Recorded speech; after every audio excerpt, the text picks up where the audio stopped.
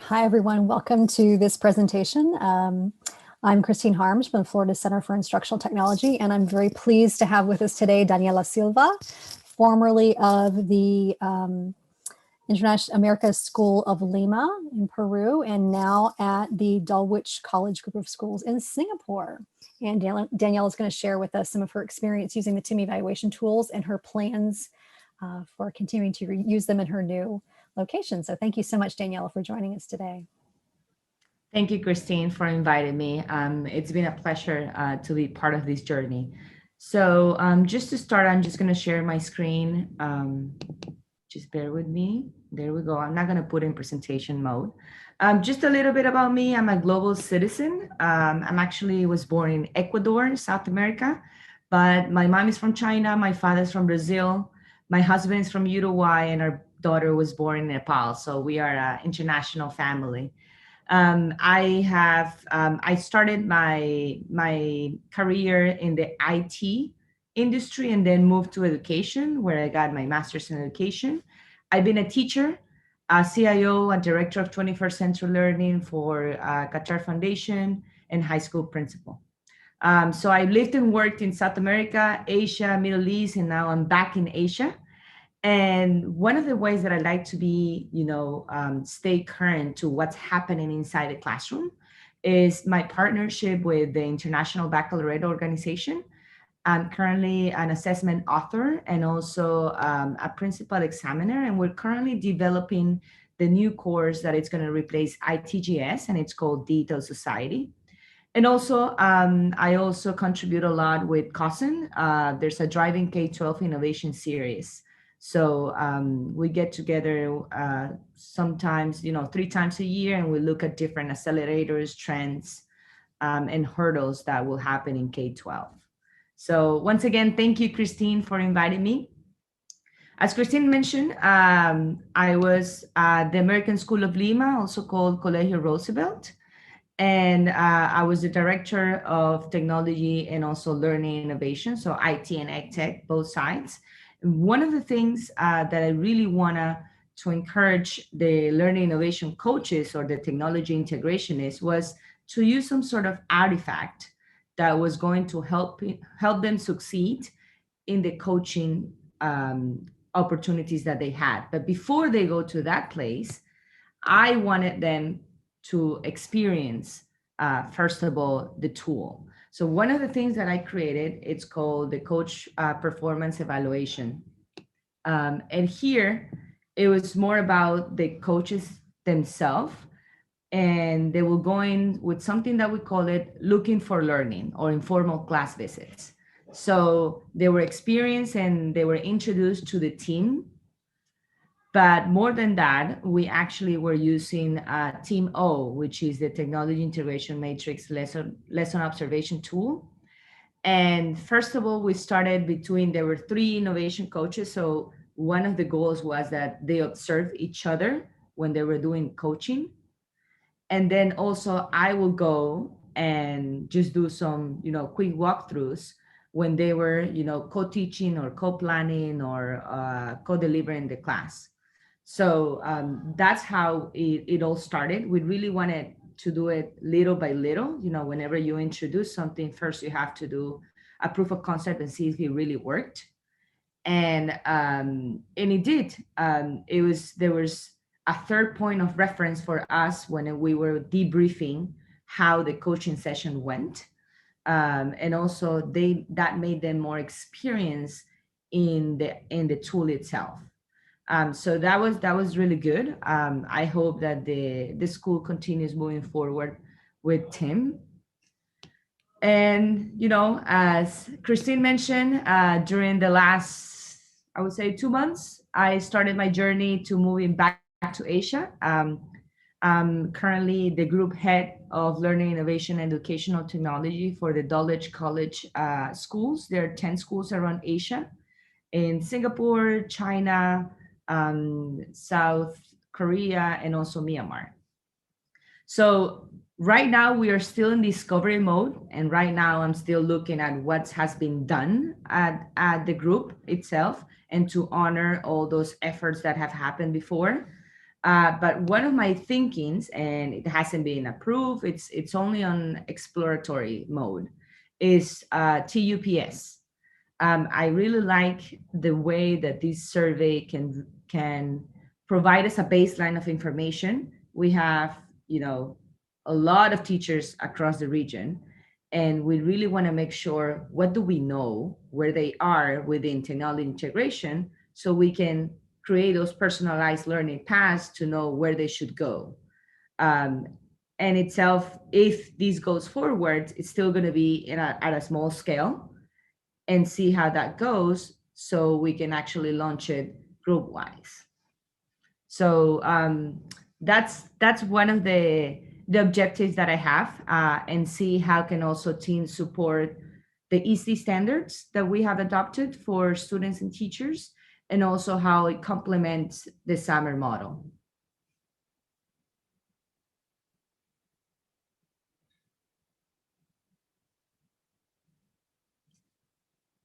So that's where we are right now, with Tim and Dulwich.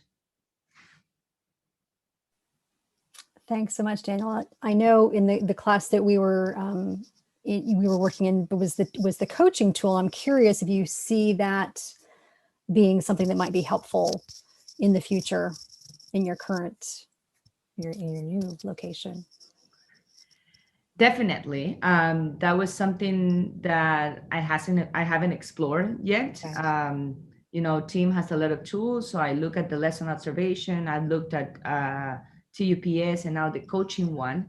And it was really interesting because, we talk about a lot about coaching in our area, especially now that some schools are in online learning, but we do not have a platform to record and reflect on those different coaching procedures. We might have a Google Doc or an Office 365 doc, but those get lost. It's really nice to have everything, centralize the data and make meaning from that data, and it will stay with the institution. So I think it has a lot of power. Um, I believe it really depends whether certain organizations do have coaches. There's a lot of sometimes confusion between instructional coaches and technology integration coaches, where people think it's, I'm only showing you how the tool works, but that's not necessarily is how you are using technology to amplify learning and not just replace something that you were using before. So there's a lot of gray area over there. As I said before, at Dulwich, I'm still looking at what has been done and how can we complement the great work that my predecessor did, and see if we can take it to the next level. I love how you describe the honoring the work that has been done before, because I think a lot of times when people come in, it happens all the time with technology in particular, where people will say like, okay, we're gonna wipe away what was done in the past. We're gonna do it a different way now. And I think a lot of times that can really contribute to a feeling of whiplash, or maybe better described, future shock. For teachers, where they feel like, oh, it's something completely different. Oh, I don't know, And I think that fundamentally, one of the things we were trying to get at with the TIM is to say that the things that we're talking about are not new things necessarily. Like if you are a professional educator, you understand concepts like the importance of collaboration or active learning or constructivist learning principles. And so we're not talking about a new piece of software that just came out last week that we're telling you is going to change your life. We're telling you that you should use technology tools the same way you would use any other kinds of tools in your teaching to make it more, to match it to the pedagogy that you understand, to match it to the content area that you understand, that technology should be used in service of pedagogy and curriculum, and not as an ends unto itself. Exactly, James. And it's the good thing that I've seen from Tim is that it was developed by instructional educators, instructional leaders in education. It was not, it was not a business. It was not a tool that you need to add something to it. So that adds value whenever I see something. And I would say I've used Team for the last 10 years, the Team Matrix. When I started in China, I was just looking at that, and it really caught my attention, because normally we talk just about technology integration of the teacher, their skills, their competencies, but there wasn't any conversations 10 years ago about the collaborative experience of what was going on within the classroom with the students. So I think there's a good combination there.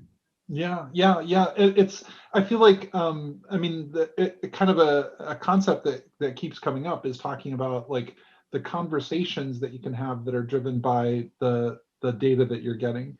So that it's not a, black and white, you're doing it right or you're doing it wrong. It's about, well, let's talk about the ways in which the technology tools you're using can make can help support collaboration among the students, or active engagement, or setting goals and monitoring progress toward goals. Like all of those things are things that we know are important in teaching and learning, based on a huge body of research. So it's not something that it's like, oh yes, but now we have virtual reality and that's not important. No, it's still important. It's still important to think in terms of connecting new knowledge to things you've learned in the past, or setting intentions for learning, or collaborating in meaningful ways. All of those things are fundamental, regardless of which tool we're talking about. So sorry. Previously, I would say in the international schools world, before there was a lot of talking about that every teacher is an English teacher. And what I say now, especially that with the pandemic and the online learning, is that every teacher is a technology teacher now. And I think Team is a great tool to first reflect, and you can do a self-assessment and say, okay, where I'm now, where do you think that my classroom experience is, how my students are feeling, and how I'm integrating technology, and where should I go? I think that's key. And as educators, we always reflect on our practice, and having an artifact that helps you drive that reflection, it's very meaningful. Yeah, and I think in talking about the ISTA standards, something that I've had conversations about before is that in a lot of cases, like the ISTA standards are wonderful, and I love that they relate it to different positions that are all working to support each other. From instructional coach to classroom teacher, the student version of it, the administrator version of it. One of the things that I hear sometimes about the ISTA standards is that it's in a lot of ways, I mean, it's doing what a standards document is supposed to do. It's describing an ideal situation. And sometimes people will approach that to say, like, how do I get there? Okay, yeah, that's a perfect situation where you're doing all of these things at a proficient level, but where do I start? And that's where the levels of the TIM can be really helpful, because it's easier to see yourself in some of those entry-level scenarios where you say, if you're starting off and you're less comfortable, let's say. You can relate to that, and if you can relate to that, what's one step past that? What's just one proximal move that we can make toward doing something deeper and richer for student experience? Yeah, and when you were talking, you said when they start, and that's something that also stay within my mind. It's August.